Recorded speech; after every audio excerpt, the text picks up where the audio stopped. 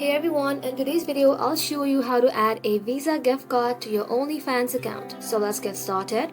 So first of all, you want to make sure your Visa gift card supports 3D Secure. If needed, register to your card online with your name and billing address.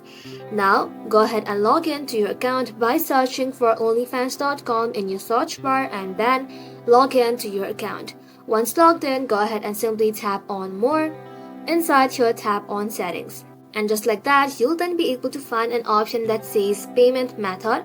If you don't find it, go ahead and simply tap on Add a Card, then tap on Add a Payment Card. And just like that, inside here, you want to go ahead and enter your card details like your card number, expiration date, and your CVV.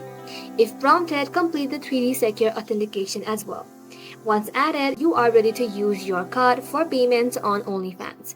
And that's it guys. If you found this video helpful, don't forget to like and sub, and I'll see you in the next one.